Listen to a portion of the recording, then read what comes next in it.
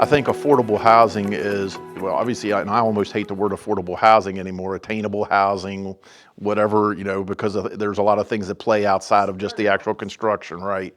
And, in starter homes today, as I was just looking at a statistic before I came here today, that up to 36% of Americans are going to look at a build to rent home as their first home, even though they won't own it. It's the first step towards living in a single family home, which is really their dream. And so, what do you produce as a modular factory? Is it build to rent homes? Is it multifamily homes that are going to be affordable for our, our residents or our citizens to live in? But I think with modular, we get to build the same thing, that design for manufacturing. We can design super affordable product to be built that's beautiful, that people want to live in, that's resilient, that's going to stand the test of time. We can build it in a factory, but we can spend a lot of time designing it and making it right, I think, to deliver a really nice ultimate product for the user, the client, the person that's going to live in it. I work across the country, and what I say earlier, it's again kind of a tangent, is affordable housing is, as say Indiana and the surrounding areas start thinking about ADUs, is accessory dwelling units. And the accessory dwelling unit is creating density. So if it's a single family home, can I put an accessory dwelling unit behind it?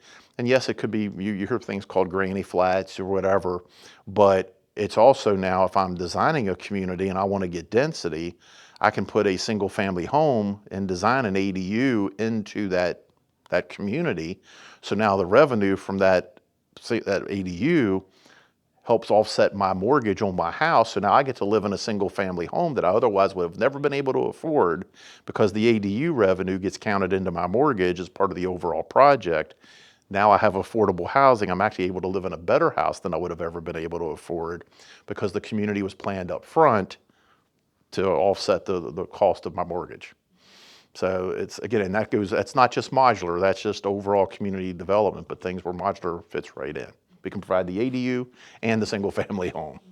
What a lot of people don't think about, when we have to build a home in a factory and modules that have to go down the road at 65 miles an hour and get lifted by a crane and attached, and I'm going to say in Lego-like fashion, and each one of those structurally independent modules are attached together, or they're even stronger. We see so many times that, the word's resiliency, and how can our houses withstand these bad things happening better than a site-built house. And we see that a lot, because the customer, a tornado, something happens bad, a tornado hits, and that site-built house is built with, long roof trusses, long floor trusses. It kind of folds and falls, comes apart. That's not safe for the family. I've seen houses where the tornado has been so strong and it blew the house, it literally separated the foundation apart, and the house fell over, but the house stayed intact, protecting the family. And so that's just an example of resiliency that's part of a modular construction that you don't see in site building. And so a house that can withstand that, I know, is built to be more than a 30-year life of a site-built house. I think we just do better building. But it's all that additional lumber that we have at the top and the bottom that we're basically attaching together. So what I was saying earlier, when we're building Legos, we're using through bolts or threaded rods, but we're attaching top and bottom. So for example, I had a house where we had built it and the rear of the house became undermined. Through like a flooding, the rear of the house had become undermined. The front half of the house held the back half of the house in the air. And so the customer, after the event, all they had to do was go in, and I remember being at their house previously and they had a few lolly columns left over. I said, if you feel safe, go place these, in the location and then figure it out. But that means the rest of the house wasn't destroyed, even though they lost part of their foundation. The house withstood it. And it's just an example of, again, and there's lots of real life, and we should do case studies on these things. I mean, they're just great resiliency examples of modular construction. An unknown Well, process. and so we have, there's been a few instances where we've had customers that didn't want to be there for their house set because it was just too much stress. They just couldn't think about it. But what really happens is, so it goes out the back door, as I was saying earlier, it has to go down the road at 65 miles an hour. The factory's goal was 0 cracks in your house. So they have to build it in the factory for 0 cracks. So they're doing everything they can to they're gluing and screwing. They're not just nailing and leaving it go. They're using screws or lag bolts instead of 16 penny nails at corners or where interior walls meet exterior walls. They're using screws in the bays between the walls to attach it. They're using foam seal and glues instead of your conventional drywall, finishes or attachments.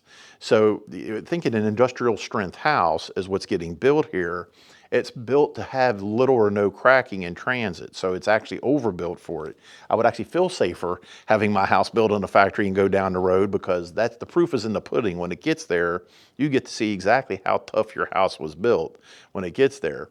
The other part of the fear equation is I have people that go, well, there's trees and there's power lines and there's ditches and fences and telephone poles. And what I tell people is, we have an industry who has created tools and equipment to cover just that. The carriers that deliver the house to the site are heavy I-beam constructed. They don't allow the house to flex. They have multiple wheels. They can traverse across culverts without flexing or bending the house. Again, the factory's goal was to deliver a house with 0 cracks. They don't want to have a house with cracks. It costs way more to repair those cracks than it does just to build the house strong to begin with. So, we have a talented group of delivery people that gets houses to places that our customers have swore we had a Sikorsky helicopter deliver their house. And we've delivered these 16 wide, 70-foot long modules to very tight places without issues. It's just time and patience and good people. Do you have any stories to tell us about that? That sounds like a story. Oh, there's all kinds of stories we have in the industry. I mean, we work in old towns. I do a lot of work in the East. And so we've worked in towns where, you've got a driver that you have to back down. You have grandma's boxwood that can't be hurt, that only grows an inch a year, and you can't destroy anything. And we're dealing with, tolerances of this wide on either side of a 16 wide that you're backing in and turning. We've had houses that have taken, or modules that have taken a full day to go up a mountain, just because we had to go up this goat path trail because this person wanted a cabin on top of the mountain. But you know the equipment, the capabilities of the equipment, and the goal is, I would rather it take 30 more minutes and go slow and get it right than cost thousands of dollars of damage to a house. And again, it goes back to having good people knowing what they're doing, delivering and working with your product. Here you're going to have power lines and trees. So you like an example, we did a house here in Indiana, and it was the woman's house had burnt down. And she was a grandmother, and she lived as your typical houses in Indiana are. You'll see a house in the middle of a field with a bunch of trees around it and houses in the middle. Well, she remembered her kids growing up with the old tire swing and the limbs, and we could not take down any of the trees or any of the limbs to set her home. So we ended up having to get 2 small cranes come in, and we had to use 2 cranes to go underneath the understory of the limbs to pick up the module and move it, because we couldn't get one big crane in to lift because we would have had to cut limbs. And so again, now that was a father-son crane company that they were very much in tune, and we actually had 2 cranes and one on either end lift and put the 2 modules onto the foundation.